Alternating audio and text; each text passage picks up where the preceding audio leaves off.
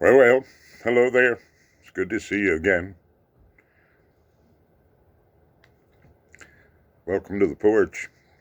It's been cold this past fortnight, so no videos. Sorry about that. Oh, I could record one indoors. That's true. I have done. But it ain't quite the same as sitting on the porch. So, before we get started tonight, to take care of the ancient and honorable business, I am smoking a Rad Davis. Really nice pipe. Good smoke. And I re-stemmed it. It's not quite church wooden length. We could call it chapel wooden, couldn't we? Not really a very hobbitish pipe with that pickaxe end on it. It could be a dwarf pipe. Well, I want to tell you a little story before we get started. When I was a little boy, I guess 8 or 9 years old, we were living in the north end of Knox County, along Black Oak Ridge. If anyone's familiar with the geography of the place, and my paternal grandmother's family reunion was always held in Metcalf Bottoms, because really and truly, though she was an Ogle before she married my granddaddy, it was a Walker family reunion. And we were just close enough kin to be invited. And we always went, because it's some lovely people. And it turns out that there were a lot of people there who weren't Walkers, not by name. And so Metcalf Bottoms was the closest picnic area to the little church house and schoolhouse dual duty building that was built by John Walker. And he was father of the Walker sisters, the last women to live in the park, whom not even the shameless Franklin Delano Roosevelt could pitch out of their home. He had to draw the line somewhere, I suppose. And thank God that he did.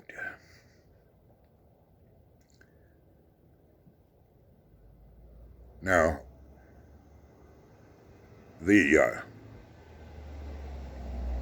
when I would ride up with Granny to the park, to the reunion, we would sing, and one of the songs we would always sing is When the Roll is Called Up Yonder. Now, you may know the song and you may not. Doesn't matter.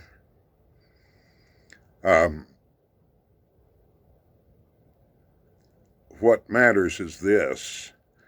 I decided in my 8 or 9 year old mind to sing it while riding with my father and my mother and my little brother and my infant sister in the car. And I sang and sang and sang and sang, and I sang it over and over and over and over again. And just about the time we got to Townsend, my father said, "What in the world are you doing?" And I said, "I'm seeing how many called up yonders it takes to get to the mountains." My father said, "You'll never know." "Why?" "Because you're going to stop." Oh.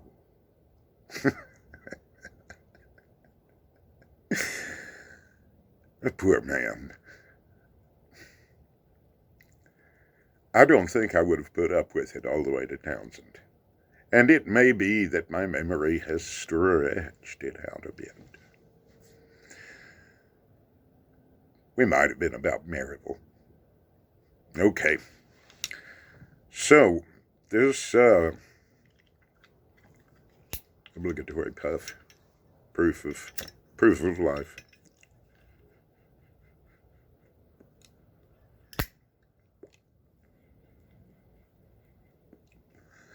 By the way, tonight it's, as it is so many nights, Mac Barron's Navy Flake. Yum, yum.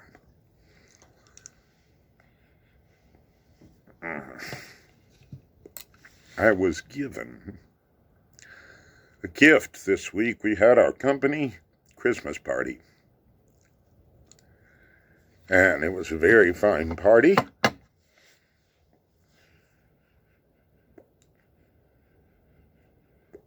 With delicious food. And I was very careful not to eat too much, because we are still in a fasting period. And I was careful not to eat anything that violated the fast.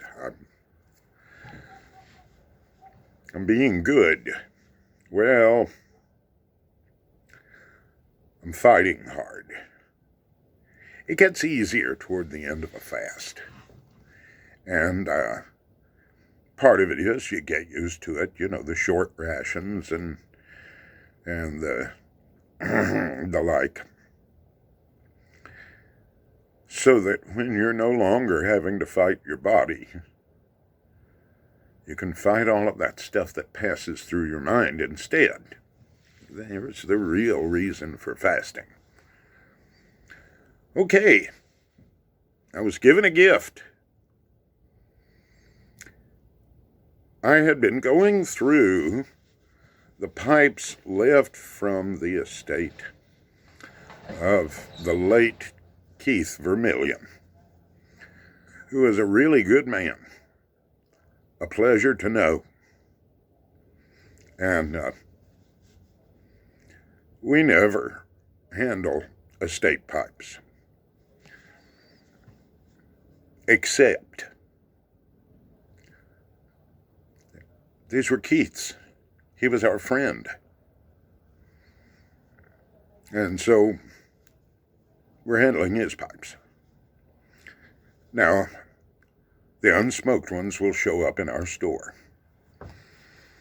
And the smoked ones will show up sometime soon at a pipe show near you, whether through us or one of our agents, which means I'm hoping to get to go to the Chicago Pipe Show this year. Well, one of the pipes was very, very, very exciting. Very, very, very exciting to me. And it was this little fellow. And you can't see it really, but it's got some remarkable grain. And I'm going to include photographs of it. What is it? Well, on this side, it says Chariton's Make. It does.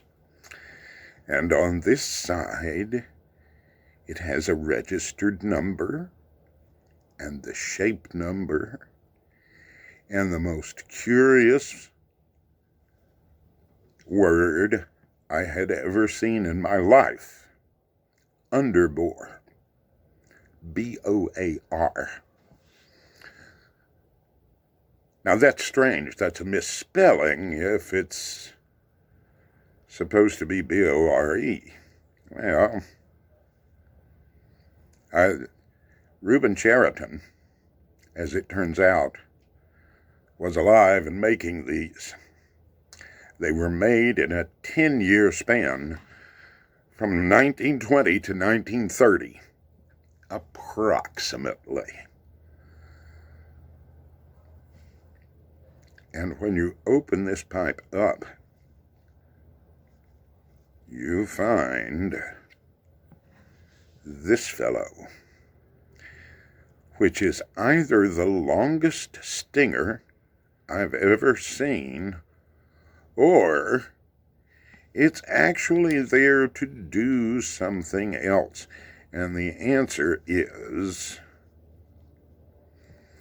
the pipe is, in fact, the air hole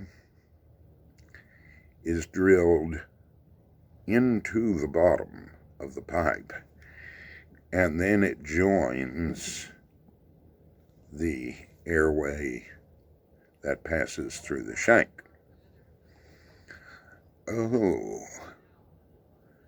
The draft comes from the bottom of the pipe. Now, this knobby bit on the end is to drag the dottle out of the pipe as a sort of pre-cleaning. So what I'm holding here is a pipe that is bloody near 100 years old. It's never been smoked.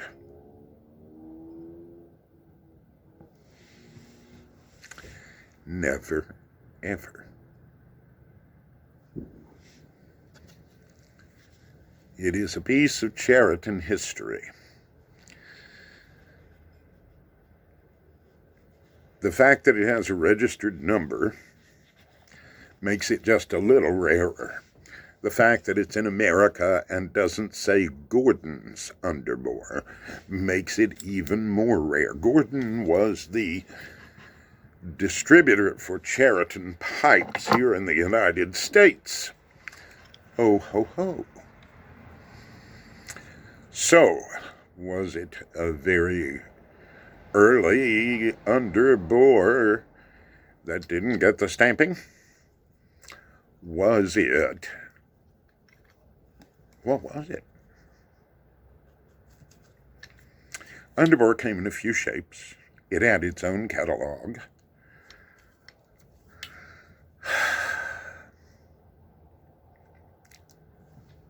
It's a gimmick.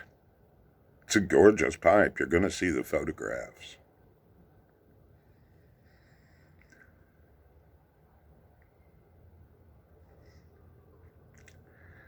So what Ira said when he gave me the pipe was this. And I'll paraphrase because I can't remember the exact words.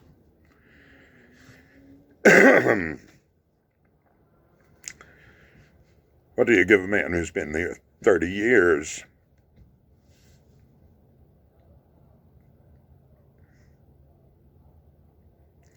And he said he looked for 5 years to find anything. He said he had talked to Jerry, Keith's widow, about giving me the pipe. And she thought it was a really good idea.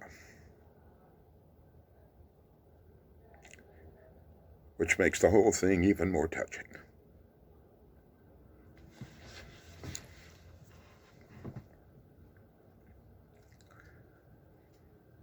So I've been there 35 years now.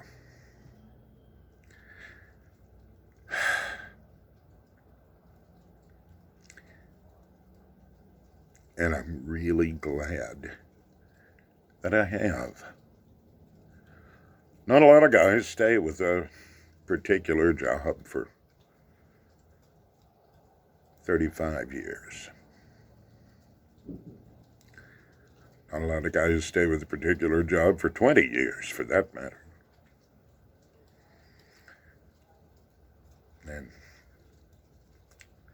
But the place and the men there, until about 6 months ago, our new guy had been with us for 27 years. We don't like or trust change, I suppose. Well,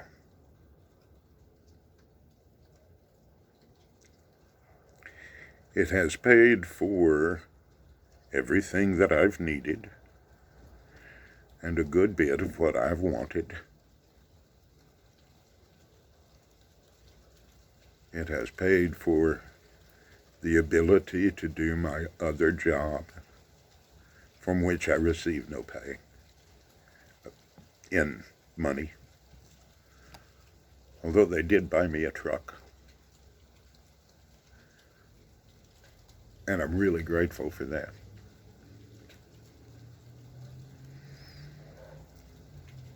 So,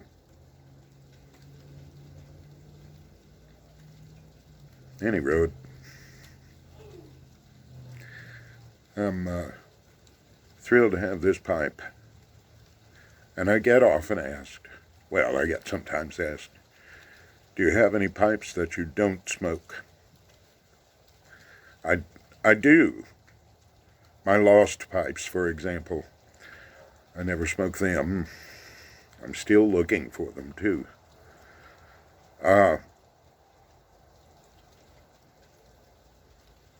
don't smoke the pipes I've given away.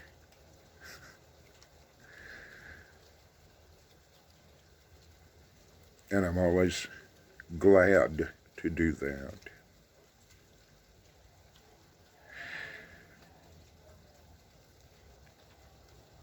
I have a pipe that's probably a little rarer and a little older than this underbore. But it was well smoked when I got it, and I'll make a video about it coming up. So I'm not going to tell you what it is. And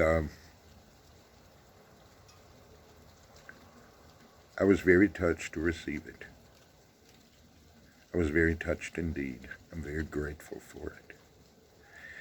And since I have received it unsmoked, and it is 100 or so years old,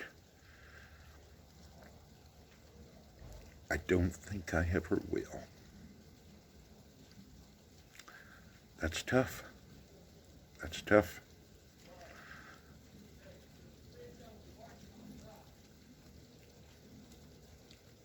It's made it this far. Why not let it carry on? Well, another upcoming video. How many times can you tell an exploding toilet story and it still be funny? That may well be the title of that video. It's a nice long title. Also coming up, a video on my even older and perhaps rarer pipe. Hard to say. I know it's older, but it might not be so rare as this. And I have kept you now. I've wasted not quite 20 minutes of your life.